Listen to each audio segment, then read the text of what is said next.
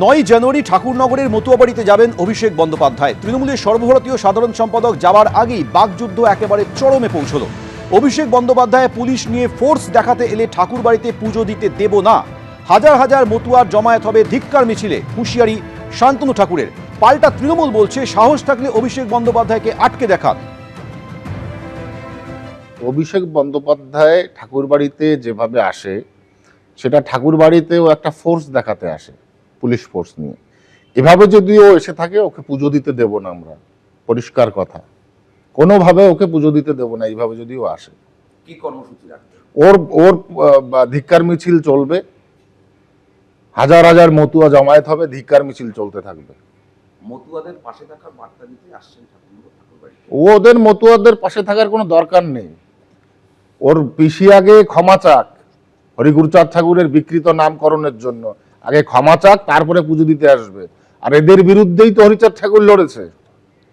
9 তারিখে উনি ঠাকুরবাড়িতে যাবেন দুপুর 2টো নাগাদ। যে কোনো তীর্থস্থানে সবার যাবার অধিকার আছে। যারা আটকাতে চেয়েছিলেন নিশ্চিত সাধারণ মানুষের কাছে, মতুয়া সমাজের মানুষের কাছেও তার নিশ্চিত হেয় প্রতিপন্ন হন। বিজেপির সহায়তা শিবির পুড়িয়ে দেওয়ার অভিযোগ ঘিরে উত্তেজনা ছড়ালো। পাণ্ডবেশ্বরে দুর্গাপুর ফরিদপুর বিডিও অফিসের বাইরে বিজেপির ক্যাম্প। রাতের অন্ধকারে সেই ক্যাম্প ভাঙচুরের অভিযোগ স্থানীয়। বিজেপি নেতৃত্বের তরফে এই অভিযোগ করা হয়েছে। স্থানীয় তৃণমূল নেতাদের নির্দেশেই এই ভাঙচুর চলেছে বলে অভিযোগ করেছেন জিতেন্দ্র তিওয়ারি। অভিযোগ অস্বীকার করেছে তৃণমূল নেতৃত্ব। বিজেপির সহায়তা শিবির পুড়িয়ে দেওয়ার অভিযোগ ঘিরে উত্তেজনা। পাণ্ডবেশ্বরের দুর্গাপুর ফরিদপুর বিডিও অফিসের বাইরে বিজেপির ক্যাম্পে ভাঙচুর করা হয় বলে অভিযোগ বিজেপির তরফে, যদিও তৃণমূল এই অভিযোগ অস্বীকার করেছে। সাইবার প্রতারণার মামলায় হাইকোর্টে পবন রুইয়াদের আগাম জামিন। প্রায় 315 কোটি সাইবার ক্রিপ্টো প্রতারণা মামলায় আগাম জামিন। পবন রুইয়া এবং তার ছেলে রাঘব, মেয়ে পল্লবীর আগাম জামিন হয়েছে। এরা কিসের ব্যবসায়ী? এরা তো প্রতারক, সবাই পলাতক। এরা কিভাবে তদন্তে সহযোগিতা করবেন? সবাই তো নেপালে। এরা কিসের শিল্পপতি? কি অবদান রয়েছে? রাজ্যের কাছ থেকে ডানলপ যেসব নিয়ে সব যন্ত্র বিক্রি করে দিচ্ছিল, সব বিক্রি করে দিচ্ছিল, হস্তক্ষেপ করতে হয়েছে, সওয়াল করেন রাজ্যের আইনজীবী। দুর্নীতির অঙ্ক দাঁড়াতে পারে 700 থেকে 800 কোটি টাকায়।